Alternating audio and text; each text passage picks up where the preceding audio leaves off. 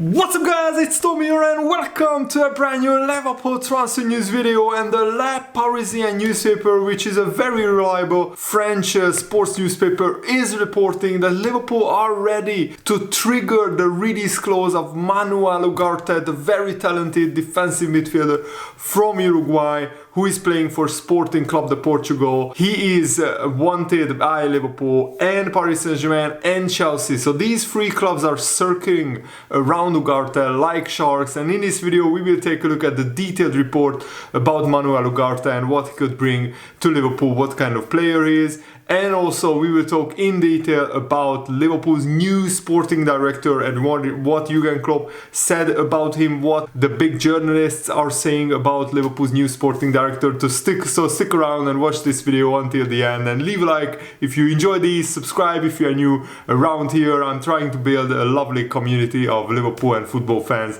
on my channel, so let me know in the comments below which country are you watching from, and do you think Manuel Ugarte would be a good signing? Leave your thoughts down below. So the La Parisien newspaper, which is a very reputable newspaper in France, is saying that even though Paris Saint-Germain wants to buy Manuel Ugarte and they have talked already to his representatives, Liverpool are ready to put 60 million euros down on the table and trigger his release clause. And if multiple clubs trigger a player's release clause, then it's up to the player to decide which club he goes for. Chelsea are also very interested in Manuel Ugarte, but Chelsea have to sell some players as well, because they have a very bloated squad of 30 plus players, and after spending 600 million, you know, Chelsea will probably spend more. Ugarte has emerged as one of the midfield targets for Liverpool in recent months. He is a very durable, very reliable player. Played 47 games across all competitions for Sporting, and he's under contract until 2026. But that's not the problem, because he has a release clause of 60 million euros, which is around 53 million pounds, which I think is a pretty decent price for a brilliant defensive midfielder. One concern with Manuel Ugarte is he's a destroyer and not a builder. So for teams who face a lot of opposition with low block, really deep defenses like Liverpool, we need our defensive midfielder to be just more than an N'Golo Kante type of midfielder. I don't know why I said Antonio Conte, I'm sorry about that.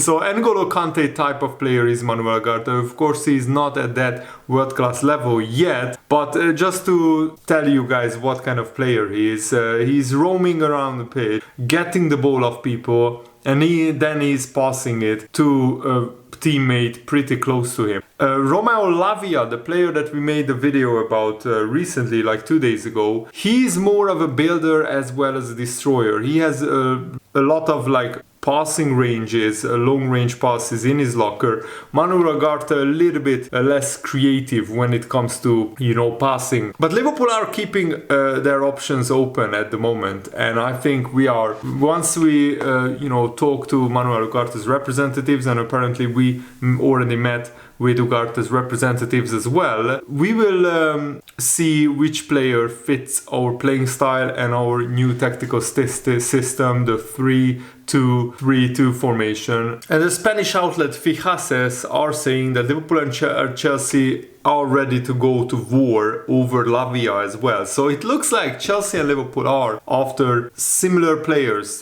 similar profile of players. But of course Liverpool are a lot more attractive. Chelsea are in turmoil, they are in absolute crisis mode. They had just their worst season since 1996. And also Liverpool are, you know, they missed out on the Champions League places by a few points, but they will be in the Europa League, and next season with the big signings Liverpool will compete hopefully for titles and trophies again. And John Barnes said something very interesting. Of course Southampton got relegated, their defensive midfielders and defenders were under a lot of pressure all season, but to be honest, if any Southampton player were that great, they wouldn't have been relegated. I think it's a team sport, John Barnes. I think you can have individual players who are great even in a team that gets relegated. Case in point, Liverpool signed Xherdan Shaqiri from Stoke City. He was pretty brilliant. But even a bigger example is Wijnaldum was signed from Newcastle when I think Newcastle got relegated. And I mean, Leicester City have quite a lot of great players and they have a big chance of getting relegated this today actually. Let me know what is your score prediction for the Southampton-Liverpool game. I expect a 2-0 Liverpool win, even though the game is pretty much meaningless. And John Barnes said from an individual perspective, Lavia could be a player that Liverpool are looking at, and he's a good player, but right now I'm quite open to any defensive midfielder at Liverpool. Ruben Neves is a great midfielder, and in my opinion, Liverpool needs defensive midfielders like Caicedo or Bellingham. That's what they need. But Ruben Neves is also a good midfielder. He can defend, he can drop between the back four, down as a deep lying playmaker. He's really good then when the team is in possession. So he would be an ideal midfielder for us. John Barnes is mentioning quite a lot of players, but Bellingham is pretty much certain to go to Real Madrid, and hopefully Liverpool can get Manuel Ugarte. His release clause of 52 million I think is a fair price for him. And Fabinho has been very underwhelming this season, so we need a player who, if Fabinho is injured or he has a drop of form again, then Ugarte can straight away start in place of Fabinho. And he's only 22 years old, so there is definitely a lot of room and a lot of time for improvement, and hopefully Manuel Ugarte will be molded into the next Fabinho, the next world-class defensive midfielder if Liverpool end up signing him. And I love what Jurgen Klopp said about the Europa League. So he was asked, how will we approach the Europa League? We will make it our competition. I'm not that spoiled. For so long, we couldn't even hear the sound of the Champions League. He's talking about the early years of his Liverpool managerial career. That's how far away we were from the Champions League. The Europa League is absolutely fine, and let's see what we can do. The final will be in Dublin in the Aviva Stadium, I think. I have been near the stadium. I haven't been inside because it was closed at the time when I visited Dublin, but I was amazed at what a brilliant stadium it is. And Ireland has huge amounts of Liverpool fans. When I was in Dublin myself, I was walking around the street and I saw one Man United shirt, I saw one Chelsea shirt, I saw one Arsenal shirt. I saw about 10 or 11 or 12 Liverpool shirts, on people. So I saw one Arsenal fan, one Chelsea fan, one Man United fan, and about 12 Liverpool fans. So Dublin has a huge amount of Liverpool fans, of course. Liverpool is a port city, and there is an obvious connection with Ireland for Liverpool, and Dublin is a brilliant city. So to play there in the Europa League final would be absolutely amazing, and I think that would be fantastic. There would be a lot of Liverpool fans. Hopefully we can make that final, unless we meet Sevilla, who are just the kings of the Europa League. But actually I'm looking forward to the Europa League, and it will also mean that Liverpool can rotate a little bit more, maybe in the group stages. In the knockout stages you have to play your best team, but in the group stages that means Liverpool can play a little bit of a mixed team in the Europa League, and hopefully we can win the whole competition. Christian Falk, the Bild News journalist who reported Thiago going to Liverpool, he talked about the new sporting director of Liverpool. He said, I've heard that Jörg Schmadtke will start life as Liverpool's new sporting director on the 1st of June. He has a good eye on talents. That's always his big thing, in that he sees that the players that will develop very quickly and well. There are many big talents in the Bundesliga like Manu Kone and others, and that Liverpool are focusing on. These are the kinds of players that he will look for, players who have some experience and who Liverpool can get the most value from in the transfer window. And that's the Moneyball method. It's not always to buy like cheap young players and sell them on for a profit. It's to buy underappreciated or undervalued players, to buy players like Mo Salah, Sadio Mane, Bobby Firmino, who cost around £30 million and who became 100 or 150 million pound players in the end. And hopefully Liverpool can do that with the midfielders as well. And the new sporting director will have a huge job of overseeing the first stage of Liverpool's rebuild this summer. And Schmadtke will work closely with Dave Fellows, who is Liverpool's head of recruitment, and also, of course, the scouts, the scouting network. The head of the scouting network is Barry Hunter. He's like the chief scout at Liverpool.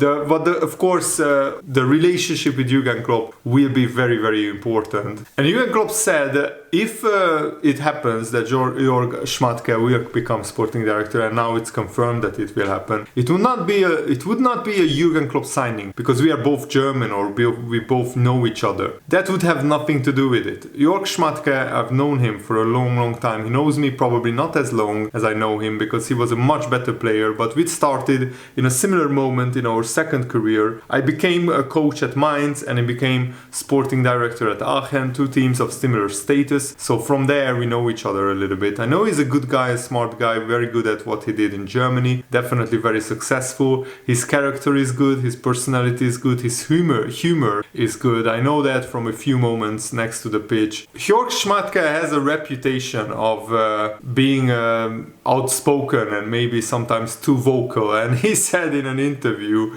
with Kicker this year, "I'm not as big an ass as you may think." That is brilliant. So definitely he has a sense of humor and he will fit in well, hopefully, at Liverpool. Schmadtke's role will be very important. He will have to agree personal terms with players. He will have to open negotiations with football clubs, agree transfers, and try to ensure Liverpool's transfer targets don't end up at the Premier League rival clubs of Liverpool. And Liverpool also will sell some players. It hurts that we let free players go on basically a free transfer. Sorry, 4 players. James Milner, Bobby Firmino, Naby Keita and Alex Oxlade-Chamberlain. That hurts that we get nothing from those 4 players, but at least their big wages will be off the wage bill. Probably Liverpool's most expensive or most valuable backup player is Kelleher, but it would take an extraordinary offer for Liverpool to sell Kelleher this summer, Jurgen Klopp said.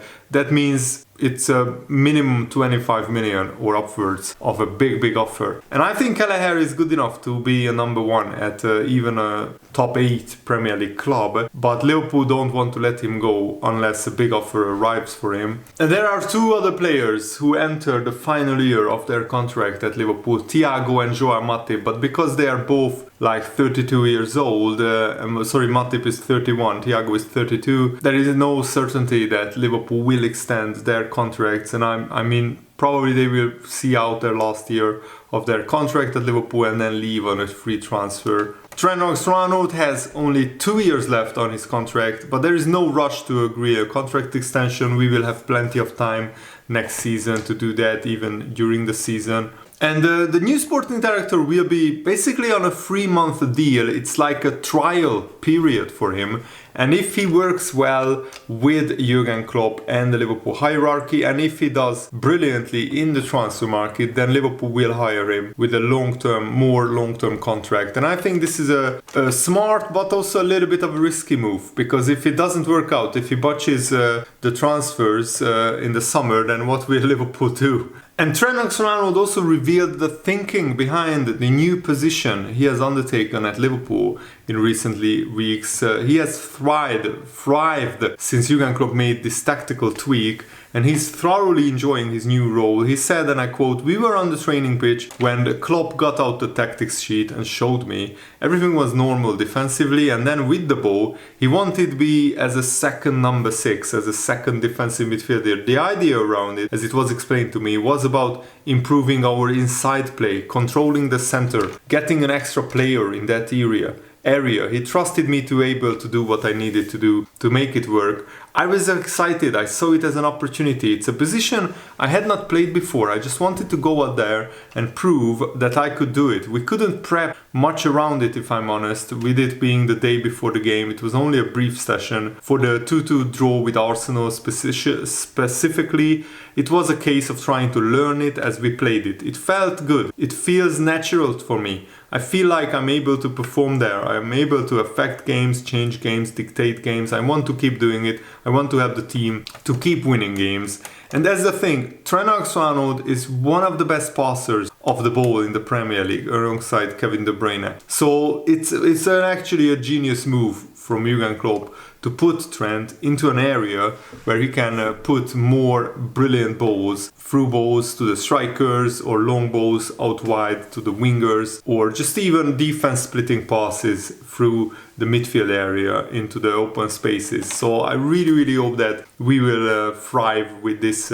new formation and new role for Trent Alexander-Arnold next season. We need to sort it out defensively as well, because when we lose the ball, there is a huge gap on the right hand side where only Konate or whoever is playing alongside Van Dijk is in that area, and there is no right back because Trent is in the middle of the pitch or further forward. So we have to have a defensive midfielder next to Fabinho or whoever is in midfield to cover that area. But hopefully Liverpool can work that out as next season is progresses.